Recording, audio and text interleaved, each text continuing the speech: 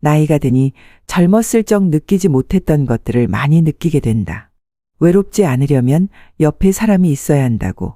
나이 50이 넘으면 인간관계가 더 중요해진다고. 아니, 틀렸다. 고독을 즐길 줄 모르는데 어떻게 행복을 알 수 있을까? 인간은 혼자 있을 때 드디어 자기 자신을 발견하게 된다. 솔직히 나이 50 정도가 넘으니 혼자가 좋은 건 사실이긴 하다. 근데 나중에 요양병원 안 가고 70이 넘어서도 행복하게 노후를 보내려면 대체 어떻게 해야 한단 말인가? 첫째, 가족끼리 간병을 삼가해야 한다. 70대가 되면 가족에 대한 간병에 직면하는 사람이 점점 많아진다. 70대가 배우자를 간병하는 사례는 흔하지만 70대 자녀가 90대 부모를 간병하는 사례도 늘고 있다. 간병을 시작할 때 꼭 조심해야 할 것이 하나 있다. 간병을 삶의 보람으로 여기지 않는다는 점이다.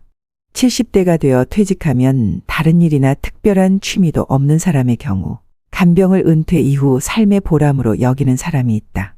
시간이야 어쨌든 자유롭기 때문에 열심히 간호에 임할 수 있다. 그러면 자신은 상대에게 도움이 되고 있다는 만족감은 얻을 수 있다. 간병을 받는 사람으로부터 신뢰도 얻을 수 있기에 한층 간병에 빠져 들어가는 것이다. 그러나 이 같은 간병에 관여하는 방식은 자신의 만년을 망쳐버릴 가능성이 높다. 간병받는 사람 입장에서도 자신을 돌보는 가족이 불행해지는 것을 바라지는 않을 것이다. 그렇다면 왜 간병에 빠져들면 그 사람의 만년이 망가져 버리는가? 우선 간병이란 시간 때우기에는 최적이라는 측면이 있다. 눈 깜짝할 사이에 꼬박 하루를 간병에 투입한다. 그렇게 되면 자신을 위한 시간은 전혀 잡을 수 없게 된다. 간병에 투입하는 시간은 3년 지속될지, 5년 지속될지, 아니면 10년 지속될지 끝을 모르는 경우가 대부분이다. 결국 가족을 떠나보낸 이후 아무것도 하지 않고 매일 지내게 되면 간병 폐인처럼 되어 늙어버리는 사례를 자주 본다. 간병을 삶의 보람으로 여기지 않는 것은 70대 사람이 향후 80대, 90대에 이르러서도 건강하게 살아가는데 매우 중요한 포인트라고 생각한다. 두 번째로 습관을 만들어야 한다. 70대에 가장 중요한 것은 신체 기능도 뇌 기능도 그대로 유지하는 것이다. 현재 갖고 있는 신체의 모든 기능을 계속 사용하는 것이다. 70대에 의도적으로 계속 사용하면 80대, 90대에 이르러서도 간병인을 부르는 시기를 늦출 수 있다. 하나의 예시는 햇볕을 쬐는 습관이 사람을 젊게 한다. 적당한 일광욕을 하는 습관도 의욕 저하를 방지하는 데에는 아주 효과적이다. 사람의 의욕과 밀접한 관계가 있는 뇌 속 물질 세로토닌은 빛을 받으면 다량 생성되기 때문이다. 뭔가 고민이 있어 방 안에서 생각에 잠겨 있으면 기분도 가라앉는다. 하지만 밖에 나와 햇볕을 받으면 기분이 가벼워지고 밝은 기분을 되찾을 수 있다. 이 또한 뇌 속에서 세로토닌이 작용을 하고 있기 때문이다. 단 일광욕이 부족하다고 해도 굳이 뭔가를 할 필요는 없다. 고령자는 자외선에 의한 기미가 남기 쉽기 때문에 일부러 의자에 앉아 선탠을 할 필요 등은 없다. 하루 한 번은 방 밖으로 나가 햇볕을 받으면 그만이다. 가장 손쉬운 방법은 산책이다. 일 없이 산책하는 것이 싫은 사람은 마트에 가서 쇼핑하는 것도 한 방법이다. 어쨌든 하루 종일 방 안에 있는 것만은 피하고 낮에 밝은 빛을 받는 습관을 들이자. 이것만으로도 고령자가 의욕 감퇴를 막는 매우 효과적인 방법이다. 또한 햇볕을 받아 만들어진 세로토닌은 밤에 뇌 속에서 멜라토닌이라는 호르몬을 생성한다. 이 멜라토닌은 수면 호르몬이라고도 불리며 수면과 깊은 관련이 있다. 흔히 고령자가 되면 잠이 얕아지거나 불면증을 호소하는 사람이 많이 있는데 이는 멜라토닌이 감소하기 때문이다. 젊을 때는 얼마든지 잘 수 있지만 나이가 들면 수면 시간이 줄어드는 경향이 있다. 아침 일찍 눈을 뜨게 되는 것도 나이가 들수록 멜라토닌이 줄어들기 때문이다. 그러나 노화에 따라 멜라토닌이 줄었다고 해도 낮에 햇볕을 쬐어 멜라토닌을 보충할 수 있다. 낮에 많은 세로토닌을 만들어두면 밤에 멜라토닌이 생성되기 때문이다. 멜라토닌이 증가하면 숙면을 취하게 되고 불안감도 없어지며 우울증 예방도 된다. 발랄한 70대, 80대를 살기 위해서는 멜라토닌은 매우 중요한 뇌 호르몬인 것이다. 새삼스럽게 일광욕 시간을 만들 필요는 없지만 어쨌든 낮 동안 집 밖에 나와 햇볕을 받는 습관만은 만들자. 그리고 70대가 되면 적어도 밖으로 나가는 습관을 줄여서는 안 된다. 셋째, 어떤 일을 하더라도 은퇴는 하지 않는 게 좋다. 70대 때 단번에 늙는 사람은 전형적으로 은퇴한 직후부터 일체 활동을 그만두는 경우이다. 지금까지 열심히 일해왔기 때문에 퇴직하면 이제 아무것도 하지 않고 집에서 빈둥빈둥 지내고 싶다고 손꼽아 퇴직하는 날을 기다리는 사람도 있다. 그러나 70세까지 현역으로 일을 하던 사람이 퇴직 후에 무엇을 할지 생각하지도 않고 은퇴하면 단번에 늙어버리는 일이 많다. 직장에서 일할 때는 책상머리 같은 루틴한 업무라도 통근하는 경우 생각보다 몸을 많이 사용하고 있다. 그런데 퇴직하고 나서 집에만 틀어박혀 있는 70대라면 약 1개월 정도 지나면 운동 기능 가운데 상당 부분이 저하되기 쉽다. 뇌 기능 측면에서도 일하고 있으면 매일 나름대로 지적 활동이나 다른 사람과 의사소통 등의 활동으로 다양한 상황을 접하게 된다. 반면 집에서 지내면 평소 뇌 활동이 없어지고 치매 위험도 높아진다. 특히 전두엽의 노화가 단번에 진행된다. 전두엽이란 창조적 능력이나 다른 사람에 대한 공감 능력, 예상치 못한 일에 대처하는 능력에 관여하는 부분이다.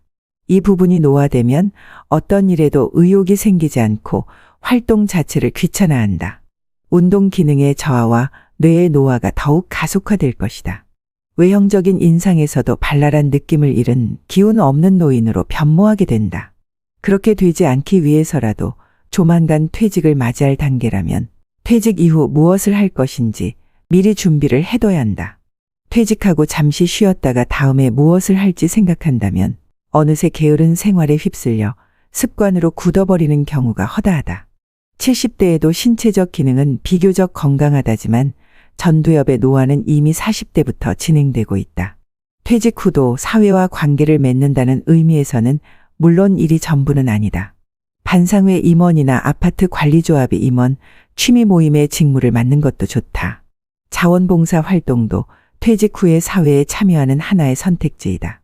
누군가와 협동해서 누군가의 도움이 되거나 누군가 나를 필요로 한다고 느끼는 것은 언제까지나 현역 의식을 유지하는 데 큰 도움이 될 것이다.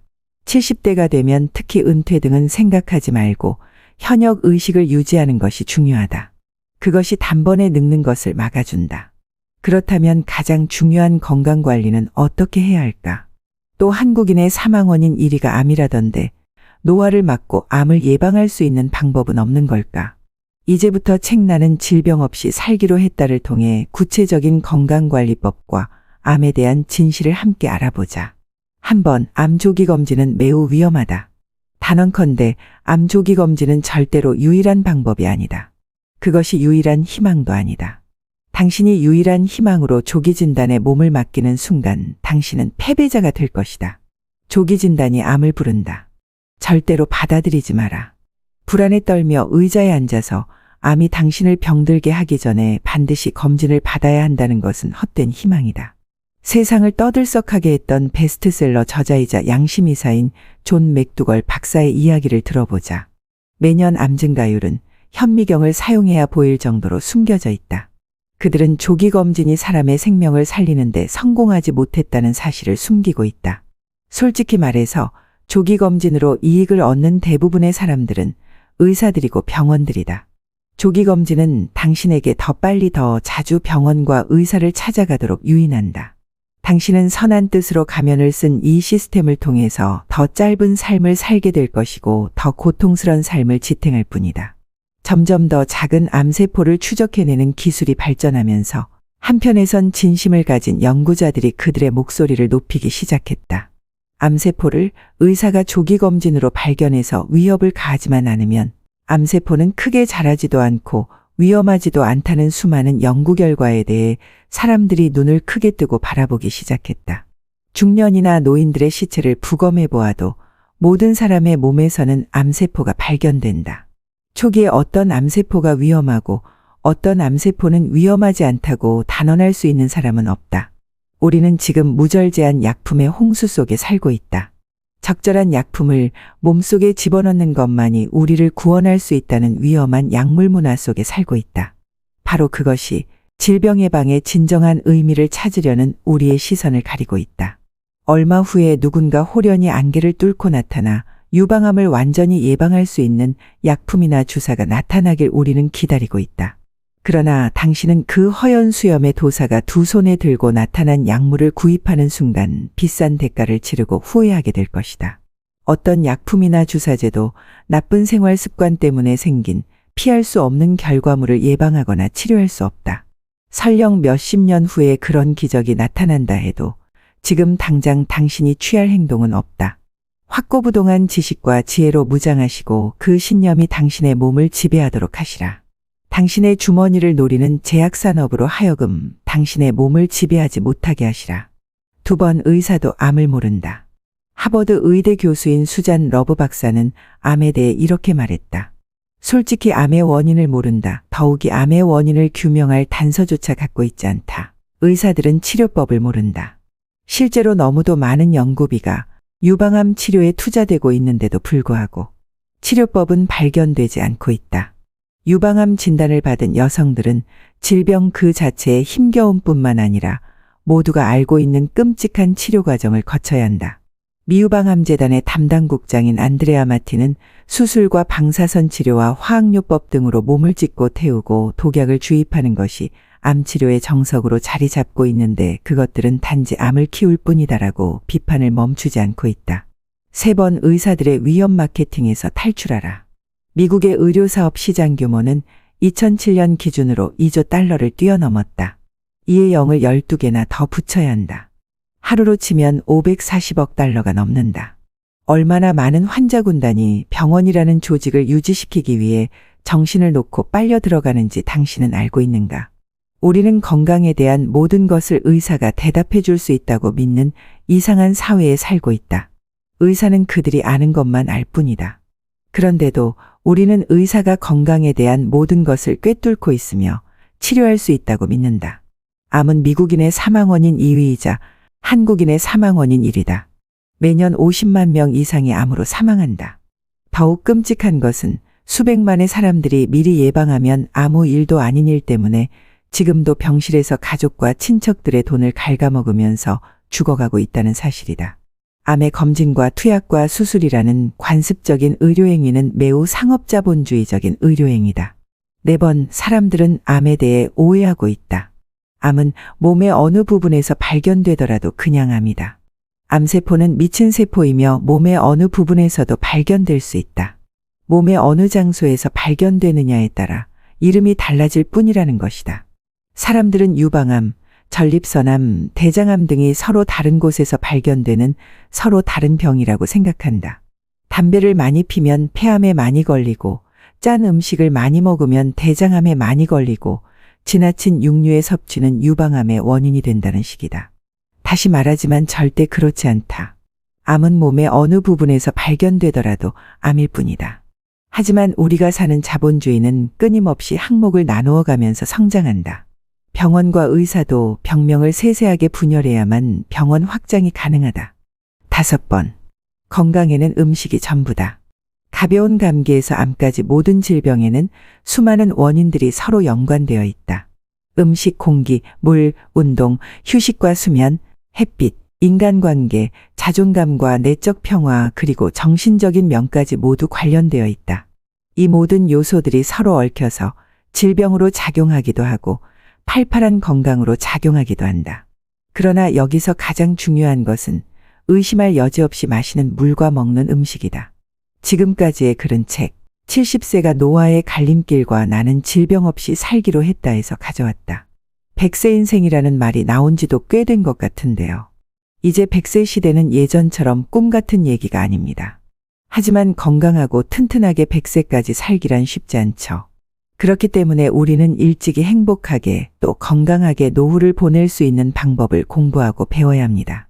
어떤 음식을 먹어야 하는지부터 어떤 습관을 가져야 하는지까지 치열하게 고민해서 건강한 신체를 만들어 나가는 게 좋죠. 저는 예전에 항암 치료는 제약회사 그리고 의사들과 연관된 가장 큰 의료산업이라는 글을 본 적이 있는데요. 물론 개인의 선택에 달려 있겠지만 하나뿐인 소중한 생명인 만큼 의사에게 지나치게 의존하는 것보다는 몸의 치유 능력을 믿고 면역력을 개선해 보는 것도 좋을 것 같다는 생각이 들었습니다. 이번 영상에서는 시간관계상 책의 일부밖에 소개하지 못했는데 노후 대비 방법과 암 예방법을 더 구체적으로 알고 싶은 분들은 아래 고정 댓글과 설명글의 링크를 참고하시길 바랍니다. 나이가 드니 젊었을 적 느끼지 못했던 것들을 많이 느끼게 된다. 외롭지 않으려면 옆에 사람이 있어야 한다고. 나이 50이 넘으면 인간관계가 더 중요해진다고. 아니, 틀렸다. 고독을 즐길 줄 모르는데 어떻게 행복을 알 수 있을까?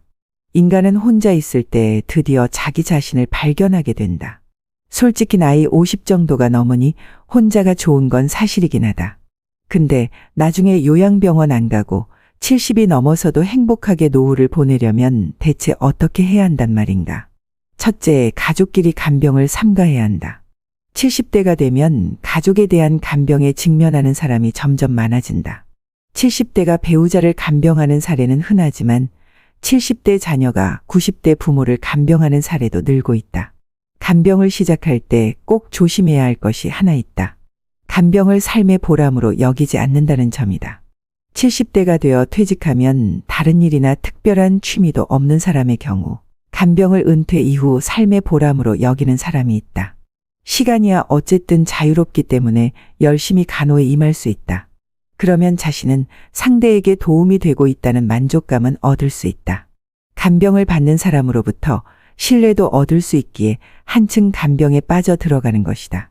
그러나 이 같은 간병에 관여하는 방식은 자신의 만년을 망쳐버릴 가능성이 높다. 간병받는 사람 입장에서도 자신을 돌보는 가족이 불행해지는 것을 바라지는 않을 것이다. 그렇다면 왜 간병에 빠져들면 그 사람의 만년이 망가져 버리는가? 우선 간병이란 시간 때우기에는 최적이라는 측면이 있다. 눈 깜짝할 사이에 꼬박 하루를 간병에 투입한다. 그렇게 되면 자신을 위한 시간은 전혀 잡을 수 없게 된다. 간병에 투입하는 시간은 3년 지속될지, 5년 지속될지, 아니면 10년 지속될지 끝을 모르는 경우가 대부분이다. 결국 가족을 떠나보낸 이후 아무것도 하지 않고 매일 지내게 되면 간병 폐인처럼 되어 늙어버리는 사례를 자주 본다. 간병을 삶의 보람으로 여기지 않는 것은 70대 사람이 향후 80대, 90대에 이르러서도 건강하게 살아가는데 매우 중요한 포인트라고 생각한다. 두 번째로 습관을 만들어야 한다. 70대에 가장 중요한 것은 신체 기능도 뇌 기능도 그대로 유지하는 것이다. 현재 갖고 있는 신체의 모든 기능을 계속 사용하는 것이다. 70대에 의도적으로 계속 사용하면 80대, 90대에 이르러서도 간병인을 부르는 시기를 늦출 수 있다. 하나의 예시는 햇볕을 쬐는 습관이 사람을 젊게 한다. 적당한 일광욕을 하는 습관도 의욕 저하를 방지하는 데에는 아주 효과적이다. 사람의 의욕과 밀접한 관계가 있는 뇌 속 물질 세로토닌은 빛을 받으면 다량 생성되기 때문이다. 뭔가 고민이 있어 방 안에서 생각에 잠겨 있으면 기분도 가라앉는다. 하지만 밖에 나와 햇볕을 받으면 기분이 가벼워지고 밝은 기분을 되찾을 수 있다. 이 또한 뇌 속에서 세로토닌이 작용을 하고 있기 때문이다. 단 일광욕이 부족하다고 해도 굳이 뭔가를 할 필요는 없다. 고령자는 자외선에 의한 기미가 남기 쉽기 때문에 일부러 의자에 앉아 선탠을 할 필요 등은 없다. 하루 한 번은 방 밖으로 나가 햇볕을 받으면 그만이다. 가장 손쉬운 방법은 산책이다.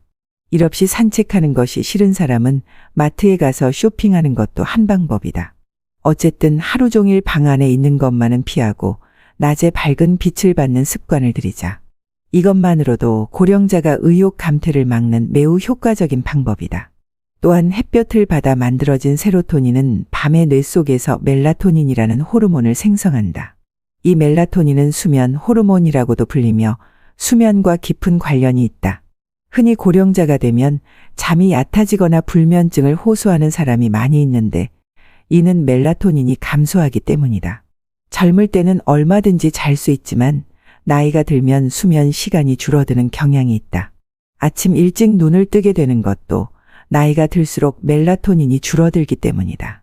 그러나 노화에 따라 멜라토닌이 줄었다고 해도 낮에 햇볕을 쬐어 멜라토닌을 보충할 수 있다. 낮에 많은 세로토닌을 만들어두면 밤에 멜라토닌이 생성되기 때문이다.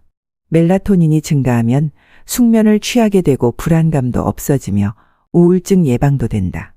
발랄한 70대, 80대를 살기 위해서는 멜라토닌은 매우 중요한 뇌 호르몬인 것이다. 새삼스럽게 일광욕 시간을 만들 필요는 없지만 어쨌든 낮 동안 집 밖에 나와 햇볕을 받는 습관만은 만들자.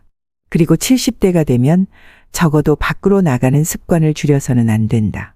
셋째, 어떤 일을 하더라도 은퇴는 하지 않는 게 좋다. 70대 때 단번에 늙는 사람은 전형적으로 은퇴한 직후부터 일체 활동을 그만두는 경우이다. 지금까지 열심히 일해왔기 때문에 퇴직하면 이제 아무것도 하지 않고 집에서 빈둥빈둥 지내고 싶다고 손꼽아 퇴직하는 날을 기다리는 사람도 있다. 그러나 70세까지 현역으로 일을 하던 사람이 퇴직 후에 무엇을 할지 생각하지도 않고 은퇴하면 단번에 늙어버리는 일이 많다. 직장에서 일할 때는 책상머리 같은 루틴한 업무라도 통근하는 경우 생각보다 몸을 많이 사용하고 있다. 그런데 퇴직하고 나서 집에만 틀어박혀 있는 70대라면 약 1개월 정도 지나면 운동 기능 가운데 상당 부분이 저하되기 쉽다. 뇌 기능 측면에서도 일하고 있으면 매일 나름대로 지적 활동이나 다른 사람과 의사소통 등의 활동으로 다양한 상황을 접하게 된다. 반면 집에서 지내면 평소 뇌 활동이 없어지고 치매 위험도 높아진다. 특히 전두엽의 노화가 단번에 진행된다. 전두엽이란 창조적 능력이나 다른 사람에 대한 공감 능력, 예상치 못한 일에 대처하는 능력에 관여하는 부분이다. 이 부분이 노화되면 어떤 일에도 의욕이 생기지 않고 활동 자체를 귀찮아한다. 운동 기능의 저하와 뇌의 노화가 더욱 가속화될 것이다. 외형적인 인상에서도 발랄한 느낌을 잃은 기운 없는 노인으로 변모하게 된다. 그렇게 되지 않기 위해서라도 조만간 퇴직을 맞이할 단계라면 퇴직 이후 무엇을 할 것인지 미리 준비를 해둬야 한다. 퇴직하고 잠시 쉬었다가 다음에 무엇을 할지 생각한다면 어느새 게으른 생활에 휩쓸려 습관으로 굳어버리는 경우가 허다하다. 70대에도 신체적 기능은 비교적 건강하다지만 전두엽의 노화는 이미 40대부터 진행되고 있다. 퇴직 후도 사회와 관계를 맺는다는 의미에서는 물론 일이 전부는 아니다. 반상회 임원이나 아파트 관리조합의 임원, 취미 모임의 직무를 맡는 것도 좋다. 자원봉사 활동도 퇴직 후에 사회에 참여하는 하나의 선택지이다. 누군가와 협동해서 누군가의 도움이 되거나 누군가 나를 필요로 한다고 느끼는 것은 언제까지나 현역 의식을 유지하는 데 큰 도움이 될 것이다. 70대가 되면 특히 은퇴 등은 생각하지 말고 현역 의식을 유지하는 것이 중요하다. 그것이 단번에 늙는 것을 막아준다. 그렇다면 가장 중요한 건강관리는 어떻게 해야 할까? 또 한국인의 사망원인 1위가 암이라던데 노화를 막고 암을 예방할 수 있는 방법은 없는 걸까? 이제부터 책나는 질병 없이 살기로 했다를 통해 구체적인 건강관리법과 암에 대한 진실을 함께 알아보자. 한번 암 조기 검진은 매우 위험하다. 단언컨대 암 조기 검진은 절대로 유일한 방법이 아니다. 그것이 유일한 희망도 아니다. 당신이 유일한 희망으로 조기 진단에 몸을 맡기는 순간 당신은 패배자가 될 것이다. 조기 진단이 암을 부른다. 절대로 받아들이지 마라. 불안에 떨며 의자에 앉아서 암이 당신을 병들게 하기 전에 반드시 검진을 받아야 한다는 것은 헛된 희망이다. 세상을 떠들썩하게 했던 베스트셀러 저자이자 양심이사인 존 맥두걸 박사의 이야기를 들어보자. 매년 암 증가율은 현미경을 사용해야 보일 정도로 숨겨져 있다. 그들은 조기 검진이 사람의 생명을 살리는데 성공하지 못했다는 사실을 숨기고 있다. 솔직히 말해서 조기 검진으로 이익을 얻는 대부분의 사람들은 의사들이고 병원들이다. 조기 검진은 당신에게 더 빨리 더 자주 병원과 의사를 찾아가도록 유인한다. 당신은 선한 뜻으로 가면을 쓴 이 시스템을 통해서 더 짧은 삶을 살게 될 것이고 더 고통스러운 삶을 지탱할 뿐이다. 점점 더 작은 암세포를 추적해내는 기술이 발전하면서 한편에선 진심을 가진 연구자들이 그들의 목소리를 높이기 시작했다. 암세포를 의사가 조기 검진으로 발견해서 위협을 가하지만 않으면 암세포는 크게 자라지도 않고 위험하지도 않다는 수많은 연구 결과에 대해 사람들이 눈을 크게 뜨고 바라보기 시작했다. 중년이나 노인들의 시체를 부검해 보아도 모든 사람의 몸에서는 암세포가 발견된다.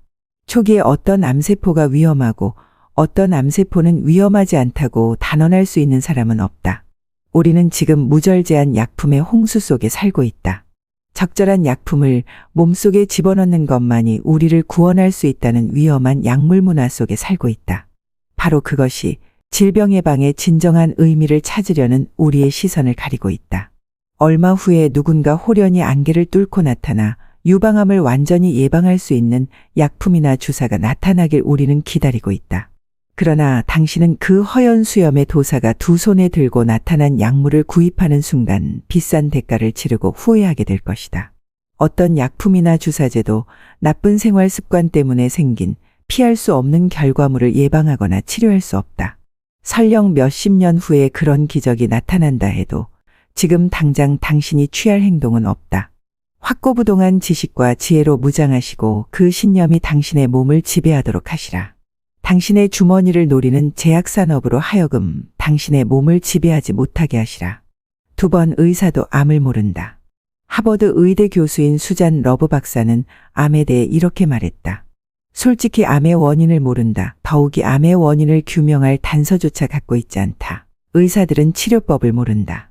실제로 너무도 많은 연구비가 유방암 치료에 투자되고 있는데도 불구하고 치료법은 발견되지 않고 있다. 유방암 진단을 받은 여성들은 질병 그 자체에 힘겨움 뿐만 아니라 모두가 알고 있는 끔찍한 치료 과정을 거쳐야 한다. 미유방암재단의 담당국장인 안드레아 마티는 수술과 방사선 치료와 화학요법 등으로 몸을 찢고 태우고 독약을 주입하는 것이 암 치료의 정석으로 자리 잡고 있는데 그것들은 단지 암을 키울 뿐이다라고 비판을 멈추지 않고 있다. 3번 의사들의 위험 마케팅에서 탈출하라. 미국의 의료사업 시장 규모는 2007년 기준으로 2조 달러를 뛰어넘었다. 이에 0을 12개나 더 붙여야 한다. 하루로 치면 540억 달러가 넘는다. 얼마나 많은 환자 군단이 병원이라는 조직을 유지시키기 위해 정신을 놓고 빨려 들어가는지 당신은 알고 있는가?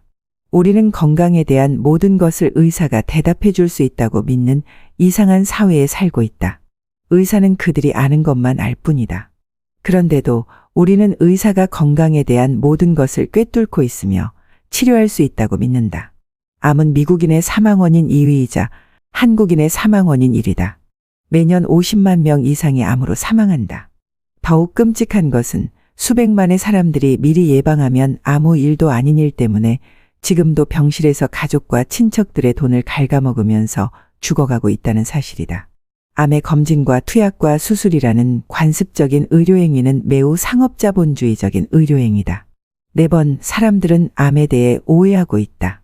암은 몸의 어느 부분에서 발견되더라도 그냥 암이다. 암세포는 미친 세포이며 몸의 어느 부분에서도 발견될 수 있다. 몸의 어느 장소에서 발견되느냐에 따라 이름이 달라질 뿐이라는 것이다. 사람들은 유방암, 전립선암, 대장암 등이 서로 다른 곳에서 발견되는 서로 다른 병이라고 생각한다. 담배를 많이 피면 폐암에 많이 걸리고 짠 음식을 많이 먹으면 대장암에 많이 걸리고 지나친 육류의 섭취는 유방암의 원인이 된다는 식이다. 다시 말하지만 절대 그렇지 않다. 암은 몸의 어느 부분에서 발견되더라도 암일 뿐이다. 하지만 우리가 사는 자본주의는 끊임없이 항목을 나누어 가면서 성장한다. 병원과 의사도 병명을 세세하게 분열해야만 병원 확장이 가능하다. 5번. 건강에는 음식이 전부다. 가벼운 감기에서 암까지 모든 질병에는 수많은 원인들이 서로 연관되어 있다. 음식, 공기, 물, 운동, 휴식과 수면, 햇빛, 인간관계, 자존감과 내적 평화 그리고 정신적인 면까지 모두 관련되어 있다. 이 모든 요소들이 서로 얽혀서 질병으로 작용하기도 하고 팔팔한 건강으로 작용하기도 한다. 그러나 여기서 가장 중요한 것은 의심할 여지 없이 마시는 물과 먹는 음식이다. 지금까지의 그런 책 70세가 노화의 갈림길과 나는 질병 없이 살기로 했다에서 가져왔다. 100세 인생이라는 말이 나온 지도 꽤 된 것 같은데요. 이제 100세 시대는 예전처럼 꿈 같은 얘기가 아닙니다. 하지만 건강하고 튼튼하게 100세까지 살기란 쉽지 않죠. 그렇기 때문에 우리는 일찍이 행복하게 또 건강하게 노후를 보낼 수 있는 방법을 공부하고 배워야 합니다. 어떤 음식을 먹어야 하는지부터 어떤 습관을 가져야 하는지까지 치열하게 고민해서 건강한 신체를 만들어 나가는 게 좋죠. 저는 예전에 항암 치료는 제약회사 그리고 의사들과 연관된 가장 큰 의료산업이라는 글을 본 적이 있는데요. 물론 개인의 선택에 달려 있겠지만 하나뿐인 소중한 생명인 만큼 의사에게 지나치게 의존하는 것보다는 몸의 치유 능력을 믿고 면역력을 개선해 보는 것도 좋을 것 같다는 생각이 들었습니다. 이번 영상에서는 시간 관계상 책의 일부밖에 소개하지 못했는데 노후 대비 방법과 암 예방법을 더 구체적으로 알고 싶은 분들은 아래 고정 댓글과 설명글의 링크를 참고하시길 바랍니다.